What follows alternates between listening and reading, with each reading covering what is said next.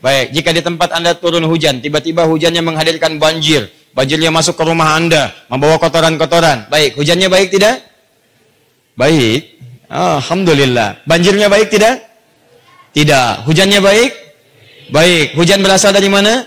Langit. Baik. Hujannya bagus? Bagus. Banjirnya bagus? Tidak. Banjir berasal dari mana? Hujan. Air. Baik. Tahan sebentar. Anda mesti bedakan antara banjir dengan hujan. Itu berbeda.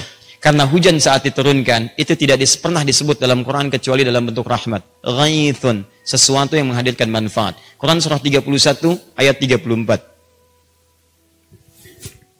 Innallaha indahu ilmus sa'ah wa yunazzilul ghaith.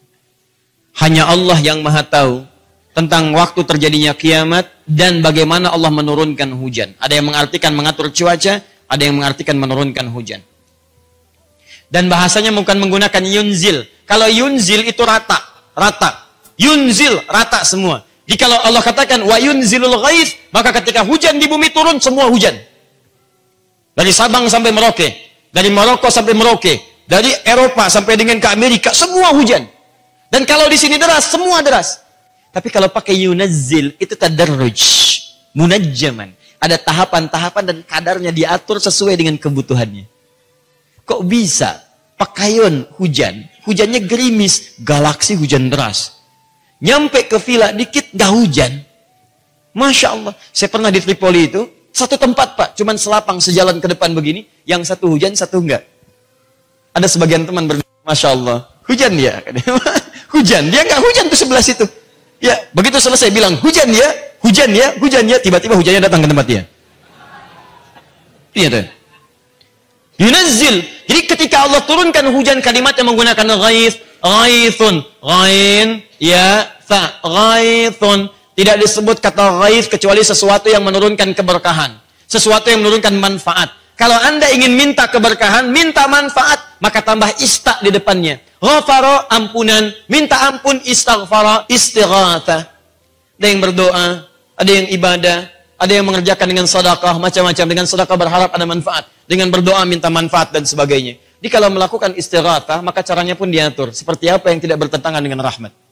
Anda minta rahmat dari Allah, tapi meminta dengan cara yang tidak disukai oleh Allah. Bagaimana rahmat itu bisa turun? Maka dari itu ketika Anda katakan istighatha itu tandanya minta manfaat, minta kebaikan. Perhatikan, Ramadan disebut dengan ramdu, hujan yang turun. Hujan disebut dengan ghaith, rahmat yang diturunkan. Maka ulama yang ketiga mengatakan, kenapa disebut dengan Ramadan? Superlatif, Ramadan. Karena banyak rahmat diturunkan saat Ramadan. Seperti hujan dengan curah yang turun, saat Ramadan curahan rahmat diturunkan oleh Allah Subhanahu wa taala. Turun. Saya tanya pada Anda, amalan apa yang kita kerjakan kelihatan ringan tapi pahalanya paling banyak? Anda yang bisa jawab saya berikan hadiah. Tidak bisa jawab? Beri hadiah. Tayyib. Ya? Sedekah. Ada yang lain? Ingat, setiap dijawab jawaban salah, maka Anda harus amalkan apa yang Anda sebutkan. Sedekah, salah jawabannya, Anda mesti sedekah. Ya? Baca subhanallah, tahan sebentar. Paling gampang, baca Quran. Karena setiap Anda bacakan Al-Quran, setiap hurufnya 10 kebaikan. Dan Ramadan, kaidahnya sudah berbeda, bukan 10 lagi. At-Tirmidzi nomor hadis 2910, itu nggak berlaku saat Ramadan. Karena yang berlaku hadis qudsi di kitab Siyam nomor hadis yang pertama. As-siyamu li wa ana ajzi bihi. Puasa itu ditunaikan untukku, aku yang spesial memberikan pahalanya langsung. Wal hasanatu bi asyri amsalihha, minimal 10 kali lipat hari biasa. Anda bisa bayangkan saat Ramadan, Anda baca Quran setiap hari, Alif Lam Mim 30. Ramadan ukurannya sudah tidak seperti itu lagi.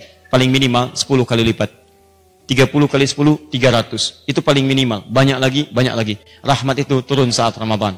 Baik, yang kedua. Anda kalau malam suka tahajud, insya Allah. Baca Al-Quran, insya Allah. Berdoa, insya Allah. Istighfar, insya Allah. Berdoa supaya Madrid menang. Istighfar, Kaat Munchen kalah. Ya kan? Bisa. Itu tidak pada tempatnya. Berdoa dalam kehidupan untuk akhirat Anda. Baik, istighfar dalam kesalahan dunia Anda. Supaya dibawa pulang menghadap ke Allah dengan keadaan yang terbaik. Fokus baik-baik.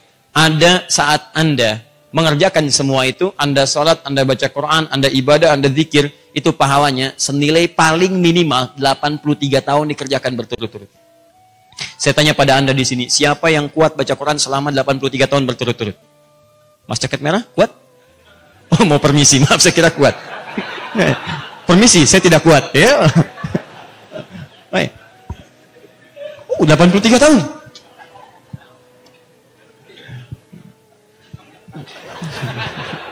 Tuh, saking tidak kuatnya cepat pengen keluar. Fokus ini, fokus. 83 tahun. Kuat gak? Gak makan, gak minum, gak ngobrol, baca Quran aja.